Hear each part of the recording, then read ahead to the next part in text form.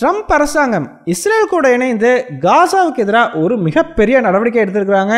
இதனால Israel Hamas போர்ல ஒரு பிரளயமே ஏற்பட்டிருக்குதுன்னு சொல்லலாங்க.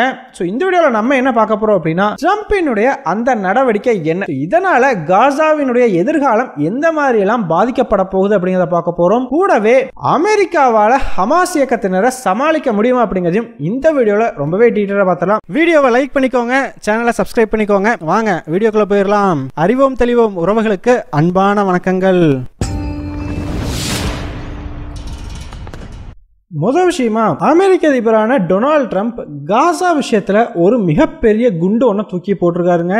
பெஞ்சமின் நெத்தன்யாகுவும் ட்ரம்ப்பும் நேற்று சந்திச்சு பேசின பிறகு பாத்தீங்கன்னா, அமெரிக்க அதிபரான டொனால்டு ட்ரம்ப் காசாவை அமெரிக்காவே கையகப்படுத்த திட்டமிட்டு இருக்கிறதா ஒரு மிகப்பெரிய பிரளயத்தையே வந்து கிளப்பி விட்டுருக்கா. அப்படி அமெரிக்காவினுடைய இந்த திடீர் முடிவுக்கு முக்கிய காரணம் என்ன அப்படின்னு பாத்தீங்கன்னா, சமீபத்தில் தான் இஸ்ரேலுக்கும் ஹமாஸ்க்கும் இடையிலான போர் முடிவுக்கு வந்தது இல்லையா. இந்த போர் நிறுத்த ஒப்பந்தத்தின் விளைவா இப்பதான் கொஞ்சம் கொஞ்சமா இஸ்ரேலுடைய பிணை கைதிகளை ஹமாஸ் இயக்கத்தினர் விடுவிச்சுக்கிட்டு வர்றாங்க.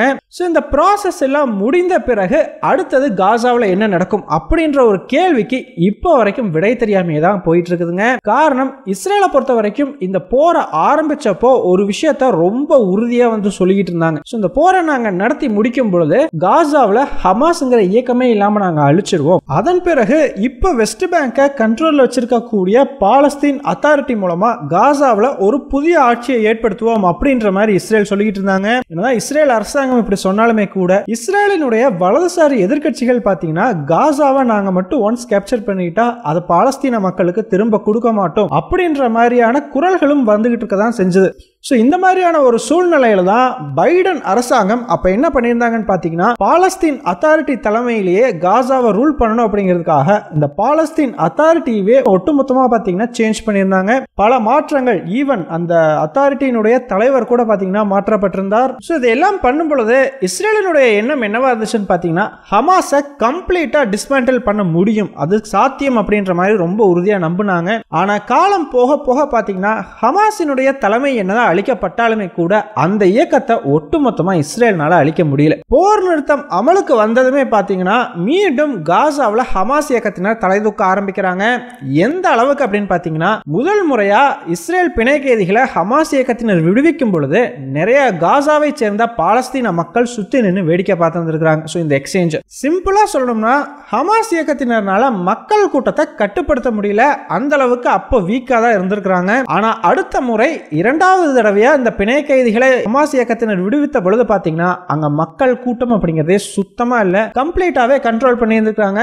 ஹமாஸ் போலீஸ் அப்படிங்கிறது நடைமுறைக்கு வந்துருச்சு மறுபடியும். முதல்ல இந்த ஹமாஸ் போலீஸ் அப்படிங்கிறவங்க தான் பாத்தீங்கன்னா காசாவை கண்ட்ரோல் பண்ணுவாங்க.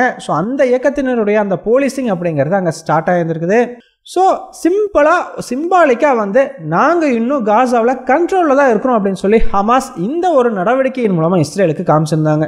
இதன் விளைவா பாத்தீங்கன்னா, பாலஸ்தீன் அத்தாரிட்டியை வச்சு காசாவை கண்ட்ரோல் பண்ணலாம் அப்படின்னு சொல்லி நினைச்ச இஸ்ரேலினுடைய அந்த கனவு கம்ப்ளீட்டாவே தகர்க்கப்பட்டுருச்சு.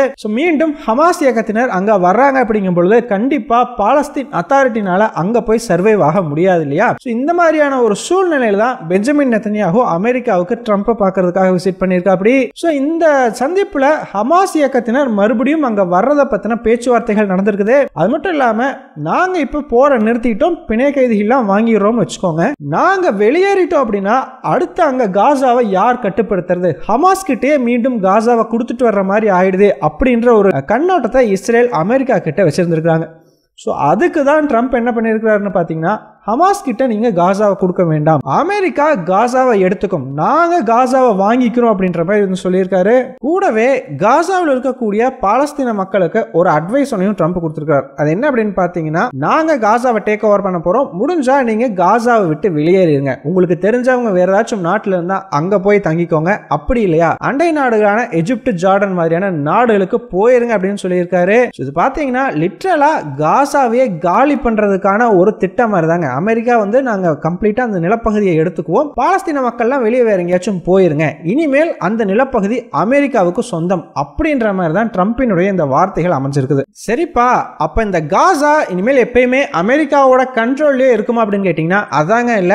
ட்ரம்ப் என்ன சொல்லியிருக்காருன்னு பாத்தீங்கன்னா, ஒரு குறிப்பிட்ட காலகட்டத்துக்கு காசாவை அமெரிக்கா கட்டுப்பாட்டுக்குள்ள வச்சிருப்போம், அந்த ஒரு காலகட்டத்துக்குள்ள காசாவில் போரால ஏற்பட்ட இழப்புகளை சரி செஞ்சு அந்த நாட்டையே நாங்க ரீபில்ட் பண்ண போறோம், அதுக்கப்புறம் வந்து நாங்க திருப்பி கொடுத்துறோம் அப்படின்ற மாதிரி வந்து சொல்லியிருக்காரு.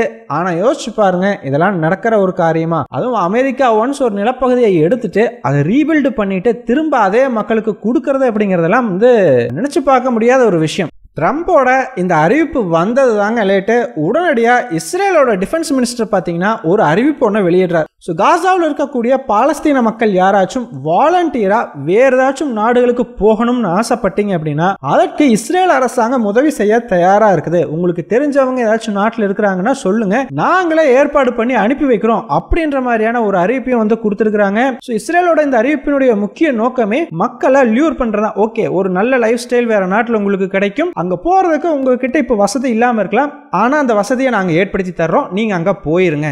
யோசிச்சு பாருங்க, இது இஸ்ரேலினுடைய பல வருட கனவு அப்படின்னே சொல்லலாங்க. சோ பல வருடமா எப்படியாச்சும் இந்த மக்களை காசாவில இருந்து வெளியேற்றணும் அப்படின்னு சொல்லிட்டு பல முயற்சிகளையும் இஸ்ரேல் வந்து பண்ணி இருந்திருக்குது. சோ ஆனா என்னதான் அங்க போர் நடந்தாலும் எவ்வளவு பிரச்சனைகள் வந்தாலுமே கூட காசாவில் இருக்கக்கூடிய மக்கள் அந்த நிலப்பகுதி எங்களுக்கு சொந்தம், நாங்க அங்கிருந்து வேற எந்த நாடுகளுக்கும் போக மாட்டோம் அப்படின்னு சொல்லிட்டு அதை வந்து பயங்கரமா ரெசிஸ்ட் பண்ணிட்டு இருந்திருக்காங்க. ஆனா இப்போ அமெரிக்கா வந்து இப்படி ஒரு ஆஃபர் கொடுத்ததுனால இஸ்ரேலுக்கு வந்து இது ஒரு பெட்டர் ஆப்பர்ச்சுனிட்டி அப்படிங்கிற மாதிரி பாக்குறாங்க. இந்த சான்ஸை பயன்படுத்திக்கிட்டு இங்க இருக்கிறவங்க எல்லாம் வெளியேற்றிடலாம். ஸோ ஒன்ஸ் அவங்க வெளியே போயிட்டாங்கன்னா அவங்கள உள்ள வராம தடுக்கிறதுங்கிறது ரொம்ப ஈஸி இல்லையா? ஸோ உள்ள இருக்கிறவங்க வெளியே போறதுதான் கஷ்டம், வெளியே போனவங்களை திருப்பி வரவிடாம தடுக்கிறதுங்கிறது ரொம்ப ரொம்ப ஈஸியான ஒரு ப்ராசஸ். இதனால தாங்க உடனடியாக ட்ரம்ப் சொன்ன உடனே ஒரு அபிஷியல் கவர்மெண்ட் ஆர்டரோ இல்ல வேற எந்த ஒரு எக்ஸிக்யூட்டிவ் ஆர்டரோ வரல, ஆனா உடனே வந்து ஆஃபர்ஸ் அப்படிங்கறத இஸ்ரேல் கொடுக்க ஆரம்பிச்சிட்டாங்க. ஸோ நீங்க வெளியே போறதுக்கு எல்லா செலவுகளையும் நாங்க பாத்துக்கிறோம் அப்படிங்கிற மாதிரி. ஆனா இப்ப இங்க பிரச்சனை என்னன்னு பாத்தீங்கன்னா, ட்ரம்போட இந்த ஐடியா வேலை செய்யுமா அப்படிங்கிறது அமெரிக்காவுக்கே ஒரு பெரிய கேள்விக்குறி தாங்க சொல்லி ஆகணும். ஈவன் ட்ரம்பினுடைய டாப் அட்வைசர் கூட பாத்தீங்கன்னா இந்த ஒரு விஷயத்திலிருந்து பேக் அடிக்க முயற்சி பண்ணாரு. ஆனா அதற்கு அடுத்த நாளே மறுபடியும் ட்ரம்ப் அழுத்தமா இதே விஷயத்தை சொல்லவும் இப்ப என்ன பண்றதுன்னு தெரியாம அமெரிக்கன் அபிஷியல்ஸும் குழம்பி போயிருக்கிறாங்கன்னு தாங்க சொல்லி ஆகணும். அதுக்கு காரணம் என்ன அப்படின்னு பாத்தீங்கன்னா, ட்ரம்ப் ரொம்ப சர்வசாதாரணமா காசா நிலப்பகுதியை அமெரிக்கா எடுத்துக்கும், அங்க இருக்கிறவங்கள வெளியே போங்க அப்படின்னு சொல்லிட்டாரு. ஆனா அங்க இருக்கிறவங்க அவ்வளவு சீக்கிரமா வெளியே போக போறதும் கிடையாது. அதை விட முக்கியமா என்னதான் அவங்க வெளியே போனாலும் ஹமாஸ் இயக்கத்தினர் தொடர்ந்து காசாக்குள்ளதான் இருக்க போறாங்க. சோ ஒருவேளை அமெரிக்கா காசாவை டேக் ஓவர் பண்றாங்க அப்படிங்கிற பட்சத்துல ஹமாஸை அமெரிக்கா எதிர்க்க வேண்டிய சூழ்நிலை உருவாகும். ட்ரம்ப் இன்னொரு விஷயத்தையுமே தெளிவா சொல்லியிருக்காரு, அமெரிக்கா படைகள் எக்காரணத்தை கொண்டும் காசாவுக்கு அனுப்பி வைக்கப்பட மாட்டாது அப்படின்னு சொல்லி. சோ நீங்க படையை அனுப்ப போறதில்லை அப்படிங்கும் பொழுது அங்க ஹமாஸ் இயக்கத்தினர் இருப்பாங்க, ஆட்டோமேட்டிக்கா வேற வழியே இல்ல அமெரிக்கா அவங்க படையை அனுப்பி ஹமாஸ் கூட ஃபைட் பண்ணி அதன் பிறகுதான் காசாவை டேக் ஓவர் பண்ற மாதிரி இருக்கும். இப்ப இதுதாங்க இங்க இருக்கக்கூடிய மிகப்பெரிய சிக்கல்னே சொல்லி ஆகணும்.